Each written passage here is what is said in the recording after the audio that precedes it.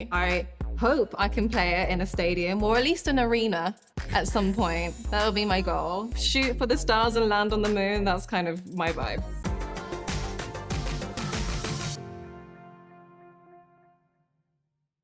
イギリスでブレイク中のリナ・サワヤマさん、日本よりも先に海外で人気に火がついたため、日本では一般的にまだまだミステリアスな存在なのではないでしょうか。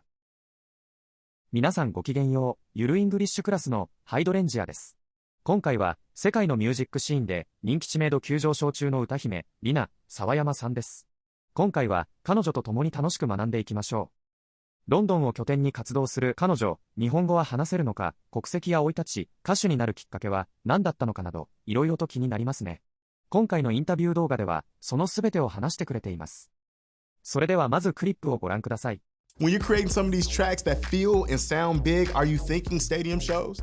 I'm always thinking stadium shows. Even when I was playing to 150 people, I was always thinking, how can I do this for the back row all the time? Even my makeup always beat for the back row, you know, it's like always too much. But I think that's what's fun about pop is that you can make it a fantasy. I hope I can play it in a stadium or at least an arena at some point. That'll be my goal. Shoot for the stars and land on the moon. That's kind of my vibe.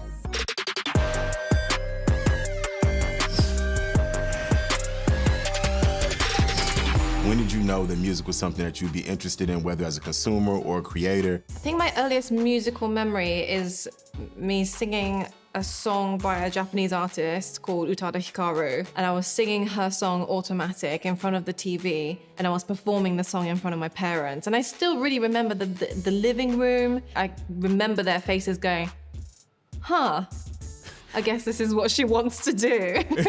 But my mum said to me that, you know, ever since I was like 1, I've been singing. Melodies have always flowed out of my mouth, I guess, but... When you were growing up, who were some of those early musical inspirations? It was all Japanese. When we moved from Japan to the UK when I was 5, the intention was only to stay in the UK for 3 or 4 years. I was in Japanese schooling system in the UK so that when I went back to Japan, I wouldn't miss out. So until I was about 10, I was so immersed in Japanese culture that it really took me a minute to switch my head into British pop culture when I then joined British primary school.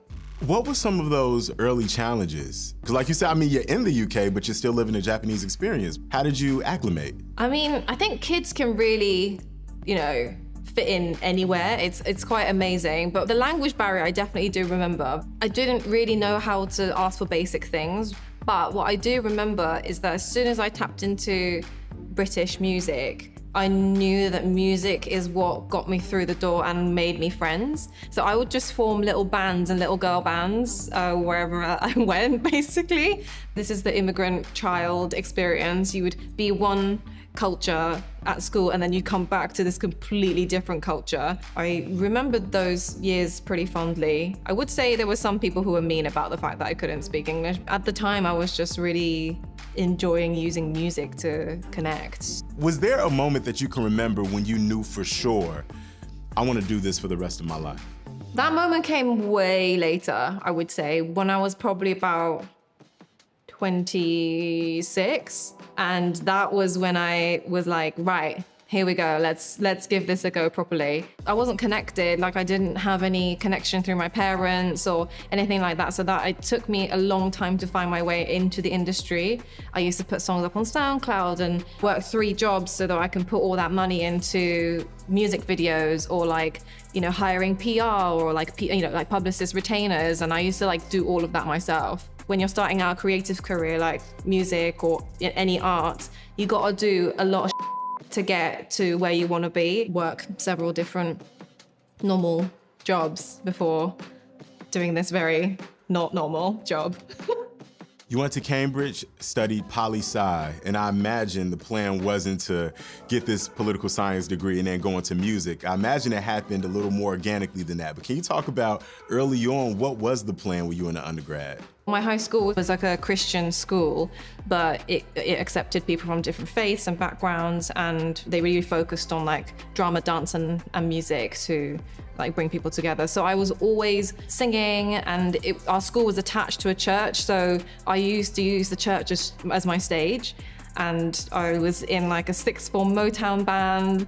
I was in gospel choir, and at the point that I got accepted into Cambridge, I was like part of this kind of like hip-hop band, I guess. So I already had that interest in music and the love of performing, but the love of psychology and reading psychology trumped the music at that time, because there's the last 2 years of school in London, in the UK, is called sixth form, and it's optional, and that's when you take your A-levels, and you can often change school to go to a different sixth form. And so all of my friends, including myself, we applied for a very popular sixth form college. I didn't get in and everyone else got in, so I was like left stranded in my school, and I really was so devastated because I felt like I didn't have a purpose. And then at the same time, Cambridge came and spoke to our school, because I guess they're trying to encourage state schools to apply, because they're kind of renowned for having quite elitist and elite schools applying and having a very disproportionate number of elite students. So I got in and I started studying psychology, sociology, and politics. During this time where you're studying at Cambridge and then you're also in the group, Lazy Lion, are your parents supportive of your passion even if they think music at this point is a hobby, or were they totally against it? Where did they fall with that? My parents have always been very supportive of me doing music. The problem came after I graduated Cambridge and I said I still want to do music. それでは使えそうな英会話フレーズを見ていきましょう。Shoot for the stars and land on the moon. Shoot for the stars and land on the moon. Shoot for the stars and land on the moon. Shoot for the stars and land on the moon. 高望みをする、大志を抱く。シュートというと、打つ、シュートするという意味が思い浮かぶかもしれませんが、シュートフォーで、目指すという意味でも使われます。そのため、シュートフォーザスターズは、文字通りに訳すと、星を目指す、つまり大きな夢を持つという意味になるんです。シュートフォーザムーンという表現を使う方もいますが、こちらも同じ意味で使われます。ここで名言を一つ紹介させてください。Shoot for the moon. Even if you miss, you will land among the stars. 目指すなら月を目指しなさい。たとえ失敗しても、どこかの星には到着できるだろう。これは大きな目標を持って進めば、たとえその目標が実現しなくても、何か価値のあることを達成できるということを意味している名言です。But my mum said to me that, you know, ever since I was like one. But my mum said to me that, you know, ever since I was like one. But my mum said to me that, you know, ever since I was like one. Ever since. エバーシンスの表現はネイティブによく使われますが、まだ使い方がピンときていない方も多いのではないでしょうか。辞書を引いてみると、あまり意味に違いが見えず、多くの方はエバーシンスの使いどころがわからないと思ってしまうかもしれませんね。でも、日本語訳では同じように見えても、実際に使ってみると簡単なんです。一言で言ってしまうと、エバーシンスはシンスの強調ですね。わかりやすく、例文で見てみましょう。I haven't eaten ramen since I moved to the US. アメリカに来て以来、ラーメン食べてないな。I haven't eaten ramen ever since I moved to the US. ラーメンだ。アメリカに来てからずっと食べてなかったんだよな。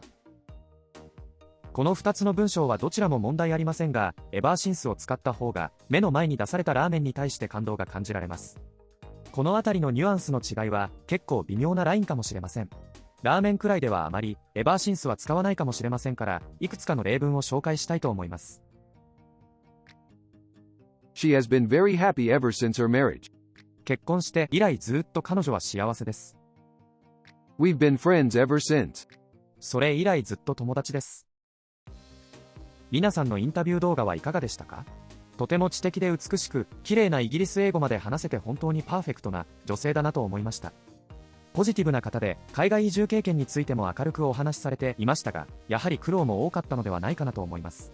たくさんの困難を乗り越えてこられた経験が、リナ・サワヤマというスターを作ったのかもしれませんね。本当にスタジアムを1日で埋められる日が来ると思います。僕もリナさんの音楽に注目をしていきます。インタビューでは後半、リナさんの楽曲制作に対する思いにも触れられていました。もしよければフル動画もご覧くださいね。本日も最後までご視聴くださり本当にありがとうございました。ではではまた次回お会いしましょう。